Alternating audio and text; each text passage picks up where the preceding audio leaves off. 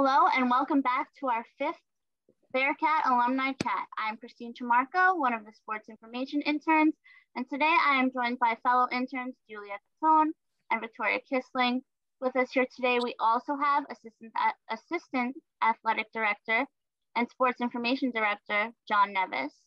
Today, our special guest is former softball player and current acting head coach, Nicole Bellini. Welcome and thank you for being here with us today. Hi, everybody. How you doing? Thank you for having me. Nicole Bellini played on the softball team from 2016 to 2018. She was a three-time CUNYAC All-Star, three-time team MVP, and two-time team captain.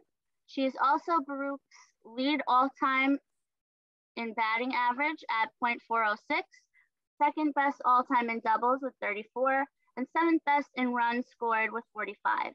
In 2019, Bellini became the assistant softball coach, and this past November of 2020, she transitioned to current acting head softball coach. So with that, I'll go into my first question. What was it like being a student athlete at Baruch? It was great. It was a lot. It was when I transferred into Baruch, because I was a transfer, right? I transferred from a school in New Jersey. It was Division I, where softball took up more time of my schedule than school did, right? So I had 3 to 4 practices a day, just about every day, besides our one day off. There was a lot going on from 6 o'clock in the morning until sometimes 8:30, 9 o'clock at night.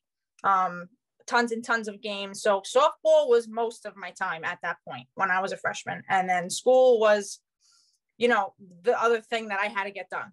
And I wasn't crazy about that for a while, right? So when I transferred to Baruch, it kind of hit me right away how much time I really had to dedicate to my classes, and how the education and the classes and everything was a lot more intense, but in a good way, because I felt like I was already learning more and getting more out of it. But I had to totally change up how my first year of college went and really start hitting the books right away. And softball was my passion and it was what I loved. But I had to make sure I really dedicated a lot more time to school than I was prior. And it was a little bit of a transition period for me, but after a little while, I think I got pretty acclimated and then it flowed. But it was intense, but it was worth it. Awesome. With a career like as decorated as yours, what would you say your favorite memory is, either as a player or as a coach? Or as a player, I think it was my first year on the team. And the reason being was because that year we really weren't expected to do very well. I felt like coming into Baruch that spring, my sophomore spring. I feel like a lot of the schools in our conference really didn't expect much from us. And we ended up making it into the playoffs, and we played pretty well in the playoffs. We went a lot further than I think maybe even our coaches may have originally expected us to. But along with that, I ended up making a lot of really beautiful friendships that I still have now, kind of like a core group of girls that I became friends with, that even when they graduated, because some of them were a little older than me, we still kept in touch and we're still, great friends now. So we made a lot of good memories. And there was a lot of excitement that year. There was a lot of, wow, I think we can really do this. And if we really buckle down and clean up the little things that we need to do, I think we're going to shock a lot of people. And I think we did. And it was a great experience. That's great that you guys were able to improve. How were you able to balance both sports and academics? Well, similar to like the first question, I really had to buckle down. Even though I'm from New York, I really never went to the city before I transferred to Baruch. I technically, Staten Island is one of the 5 boroughs, but I was never really in Manhattan. Like I kind of really only went to see the Christmas tree, in Rockefeller Center, or to the Wax Museum with my friends, like when we were teenagers, whatever. But when I first started going to Baruch, I was like, wow, there's so much to do. And there's so many food is like my number one thing. I was like, there's so many different types of, you know, cuisines and things. And I wanted to do everything. And I kind of really like after the first, just like right away, the first couple of weeks, I was like, all right, Nicole, relax, because you really need to focus. And if you get your stuff done, then by all means go ahead. And the commute was kind of long. So I found myself in the library a lot because I didn't want to wait until I got home to get all my stuff done. I was like, okay, well, I have a gap between class and practice, or class and the time that we have to go to a game. Let me get some stuff done, because I know that tonight, if we have a good game or whatever, when we come back, we're going to want to like go out to eat or do something and hang out. And I'm really not going to be able to if my stuff's not done, because I have always been a procrastinator, and at Baruch that didn't fly. It just didn't. I couldn't do it. I wouldn't have made it out alive, and I wouldn't have got my stuff done. So like I said before, I really had to change up my tone and the way I kind of scheduled my stuff. I was really never one to schedule. I'd be like, all right, I'll do it when I can do it, and I'll do it when I have time. But I started making lists. I started making all these different things to make sure that if I wanted to do all the things that I wanted to do, I had to get my stuff done. What made you get into softball coaching, and how does it feel to be able to be doing that at your alma mater, Baruch College? So I actually started coaching, I guess my first ever coaching kind of experience was when I was in high school. I had made my varsity high school team as a freshman. And I knew the JV coach. She was one of the teachers in the school. She was a math teacher, and she didn't have an assistant.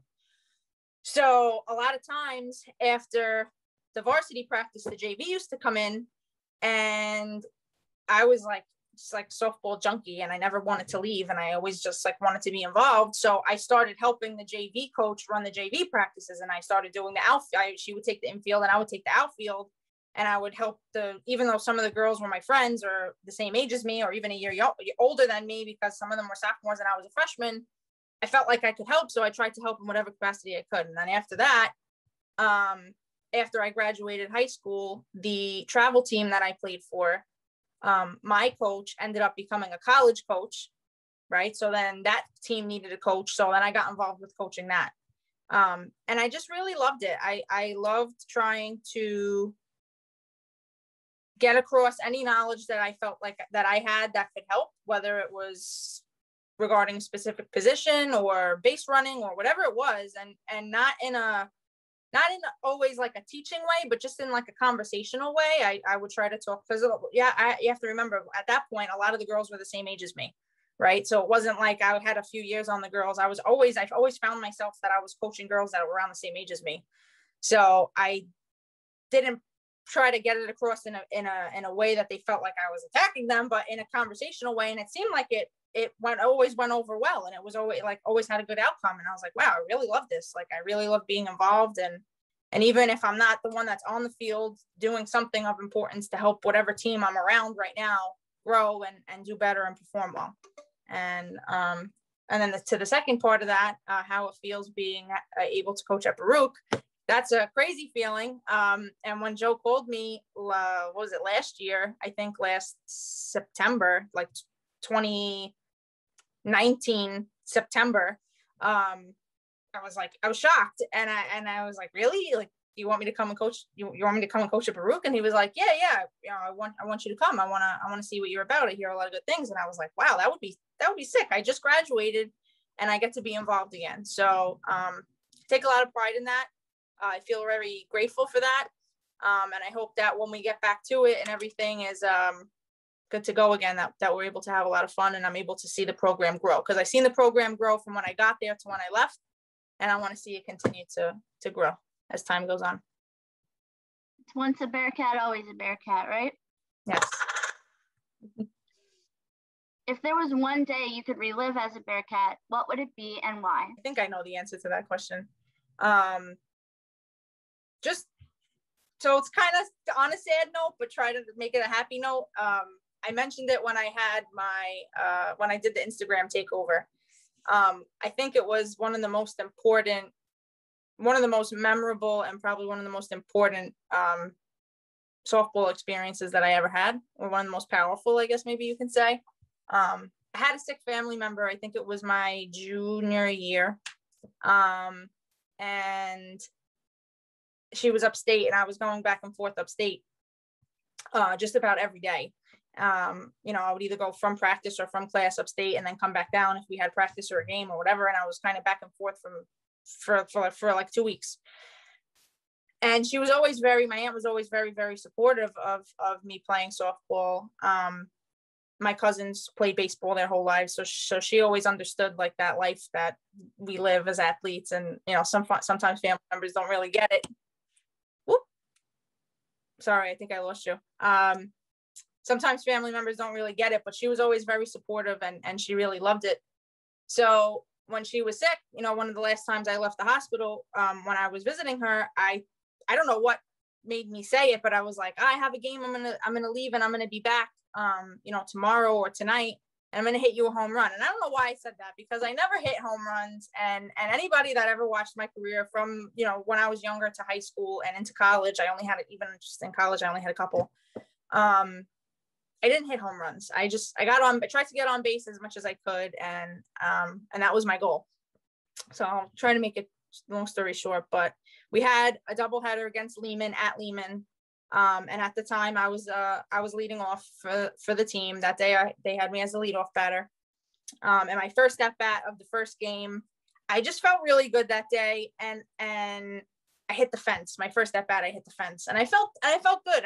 That day I felt like I was in the zone. Like I was locked in, and I felt really comfortable in the box. And the pitcher was a great pitcher, so it wasn't like oh, pitcher's not that great. You know, I'm gonna tee off. It was a battle still, and I just felt good. So my first at bat, I hit the fence of the first game, and then whatever happened the rest of the game. The second game, I led off again, and my first at bat of the second game, I hit a home run, and I just felt like this, I can't even explain it, but I felt like this rush through my body. It was like the first thing that I thought of is that, oh my God, I told Dee last night that I was going to hit a home run. And my second thought was, where's the ball? Somebody get me the ball, because I need the ball. I need it. I need to have it, and I need to give it to her. So I'm hysterical crying, running around the bases, because that's how I am. And I crossed home plate. And my teammates kind of knew what was going on. They didn't know that I had told her that, but they knew that I had been down the last couple of weeks, and they just piled on me at home plate, and they made me feel so good. And I looked up, and my dad was always at all of my games, but he was up there on the hill at Lehman, and he was crying. And I basically left for a minute. I ran up the hill. I gave my dad a huge hug. Somebody gave me the ball, and yeah, that is a day I will never forget in my softball career. That was, I don't know what it was, but it happened, and I'll just say I will never be able to forget that. That's wonderful. So as you know, we've been in the pandemic for basically a year now. So as the current acting softball head coach at Baruch College, what advice do you give to student athletes during these times with their seasons being canceled? You know, it's rough, and, you know, you and Julia are two of my girls, right, on the team at this point. And sometimes I don't know what to say. So honestly, I try to find the words, and I try to say the right things, but it's hard knowing that if I was in your shoes, I would be so frustrated, and I would be so upset.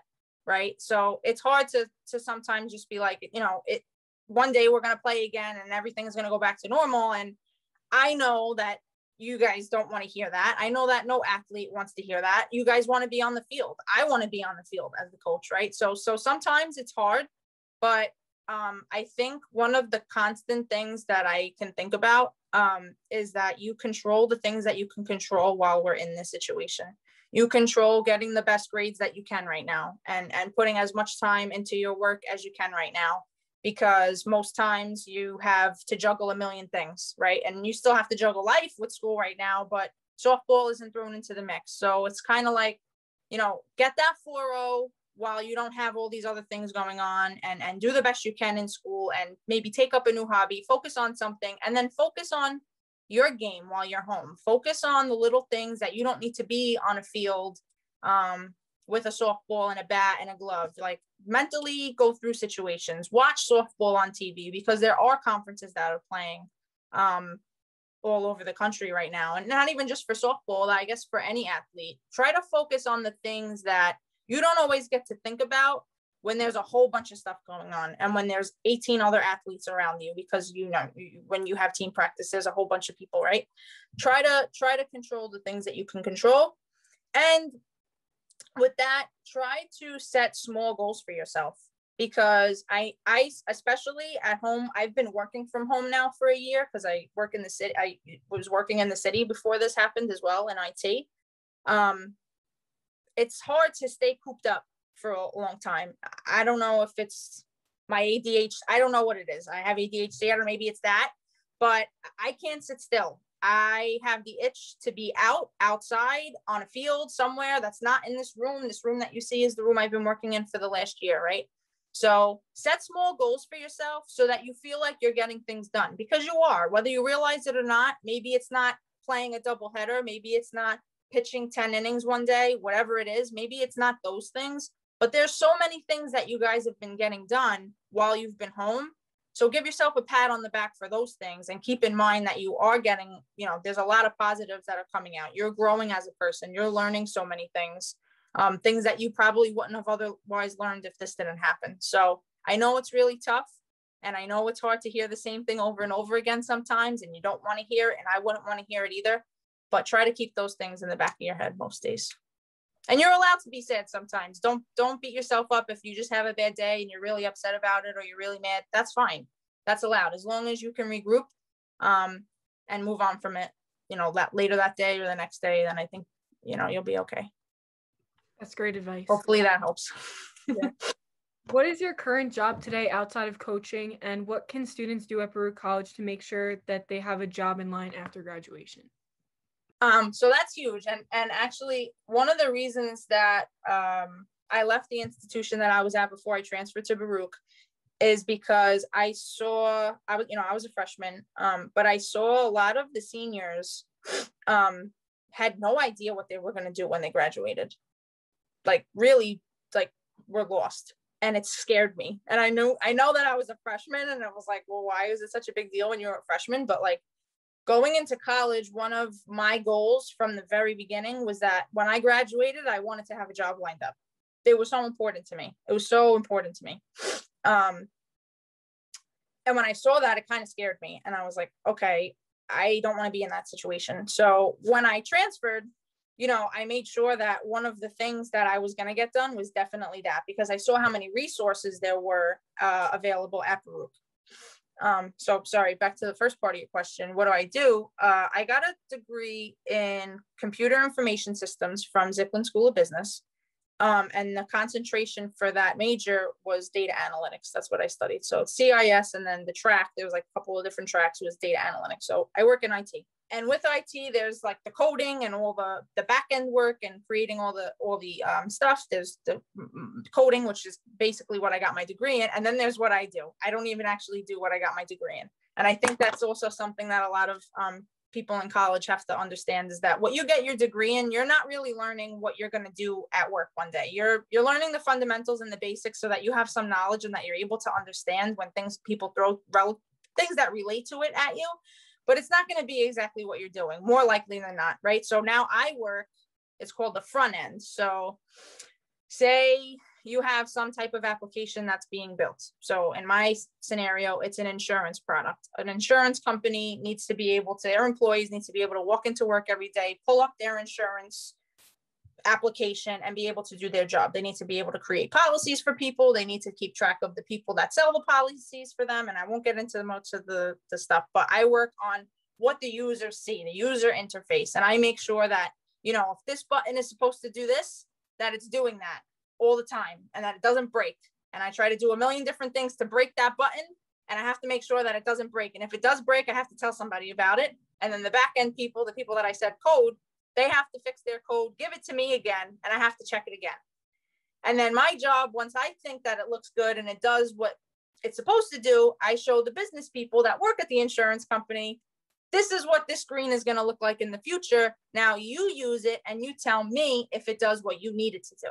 And if it doesn't do what you need it to do, I got to go back to the people that code again, make them fix it again, and then check it again, and then give it back to the business again. So that's kind of like the cycle of my job. And I guess in a way, I'm kind of like the middleman. I understand the code, but I don't code. And I understand what the business needs, but I don't do the business, right? So it's kind of that in between. That's my job. That I think is the simplest way to put it. It's called product owner is one. There's technically two roles. So there's product owner. Product owner means out of this big insurance system, there's a bunch of different like sections to it, I guess you can say. I own the billing system. So I have to make sure that the billing system does all the things that it needs to do for the insurance company. So product owner.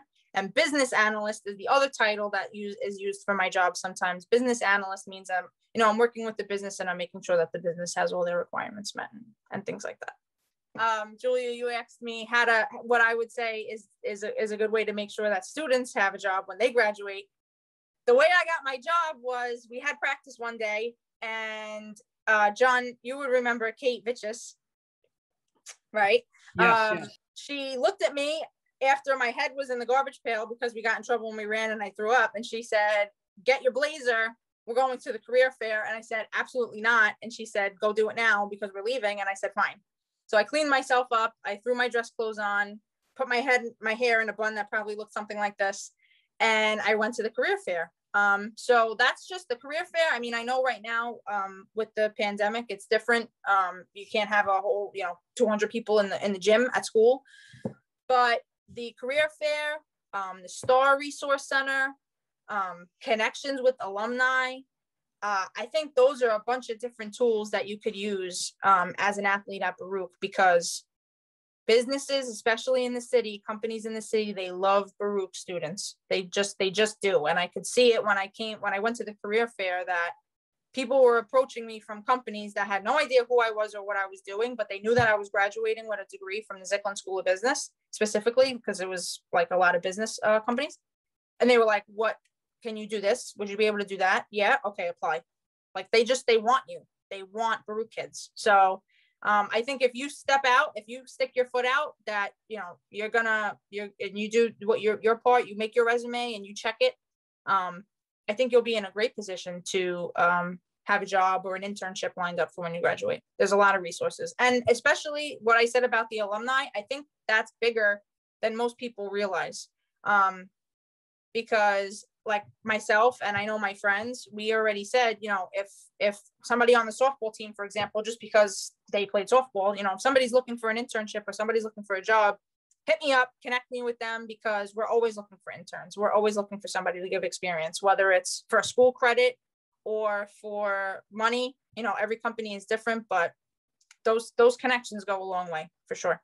What qualities do you look for when you're recruiting for a softball player? Mm-hmm. So when I'm recruiting, right, one of the main things that I focus on is the way that the athlete carries themselves during the game. When they have a bad at bat, I think I probably focus more on bad at bats than good at bats, right? Because the expectation at this point is that these athletes that are in the showcases, majority, if not every single one of them, know how to catch a ball, know how to field a ball, know how to hit a ball, right? And the chance that I am watching them that day have a spectacular game on the day that I'm there to watch them is kind of slim. And if they do, fantastic. All the more reason for me to want to recruit them. But the little things that most, I feel like, softball players don't pick up and think are important when they're trying to be recruited is the way they carry themselves, the way they handle bad experiences on the field or in the box, and the knowledge that they have of the game. So if I see, say, an outfielder, for example, that knows what to do in a specific scenario without having to be told, I'm like, wow, even if her arm isn't the greatest, even if she's not the fastest, she knows the game of softball. Or a base runner that really knows, is like really aggressive, but aggressive and knowledgeable is super important. So it's not always how far you can hit a ball or how far, how strong your arm is. I feel like there's a lot more little pieces that go into it, and those are and coachability, and those are the things that I really do pay attention to. Because once we get you here, right, if you know the game, you're dangerous. Once we get you to Baruch, if I have to work on your arm strength, that can be done. If I have to work on how easily you field picks, that could be done. But if you know the game inside and out, you're dangerous. And if you're able to have a conversation with a coach, and I see that your coaches approach you and you don't walk away from them and you don't slam your bat when you have a bad at bat and all these little things, if I see that, we're in good shape, and the other things we can work on. That's what it takes, future Bearcats. And with that, how has being a student athlete at Baruch College made you the person that you are today? It taught me, actually, it's funny because I should be one to take my own advice. When I was in college, I ended up, for one reason or another, I never had an internship. I didn't. By the time I graduated, I had all my little jobs that I did, and I was really into coaching. So I really spent all my time like with softball that I wasn't doing my schoolwork, and I didn't have an internship. So when it came time for me to get a job, and I had an intern for a job, I had an interview for my jobs. My resume had softball coach and answering the phone at the Chinese restaurant. That was my resume. That's what I had, because that was my job experience. So I had to sell everything about me being a student athlete related to having a job, being a student athlete to having a job, and sell myself that way. And it seemed like it worked every time so far. So being a student athlete at Baruch is, like I mentioned before, just because it's so intense with the schoolwork. So that definitely had a lot to do with it. But being a student athlete in general is really what's going to shape you into being a successful asset to a company somewhere. And one of the scenarios that I used when I was in my interview, they kind of asked me like an adversity question, like, how do you respond to like being thrown into the fire, basically, and not being really prepared? And I was like, well, and I even apologized in the beginning. I was like, I'm just going to let you know now, most of my answers are going to relate to me playing softball, because that's what I know my whole life. That's what I've done all these years. Right. And now it's time to kind of turn it on to corporate world. But this is my experience. I said, well, my senior year, we didn't really have a catcher, and Victoria, don't laugh, but I had to learn how to catch or try to learn how to catch. I had to learn how to try. I didn't have a choice. I said, listen, if that's what we need, then that's what I have to try to do. Now, whether or not I was successful, you can ask Victoria, because I caught for Victoria for a short time, but I will take to the grave with me that in the few couple of games that I caught, I think I threw 3 girls out at second base, and I will take that with me forever. But it taught me a lot. It taught me discipline. Being a student athlete taught me discipline. It taught me how to work through adversity. It taught me how to work through being uncomfortable. It taught me how to, believe it or not, have conversations with my boss at work, how to communicate with your coach. If you don't have respect with your coach when you're an athlete, you're not going to have respect for your boss when you're a worker, right? So it taught me all those things, a lot about communication, a lot about, trying to be a good leader. And yeah, those are all the things that I tried to take with me when I graduated from being an athlete to being a worker, being an employee somewhere. Nicole, thank you so much. You definitely have left your mark on Baruch softball. You're the all-time leader in batting average, and certainly Baruch softball was better with you on the team. And it was tough not to be able to play this spring, but now like I told you before, we have to start thinking about scheduling for next season, and that's the way it has to be now. We just have to think to the future. But thanks so much for your words of advice. Obviously, you're out in the real world, as we like to say, and you can definitely give the students and the experience of what that's like, what's going to be coming, especially for our seniors. But obviously, we also thank you for all the advice that you provided, and it was really good. And we're looking forward to softball season next year. Me too. And thank you again so much for having me hop on today. And it's a lot of fun, and I always love connecting with everybody. So anytime. All right. Thank you so much. This has been the Baruch College Bearcat Alumni Chat. Thanks, everybody.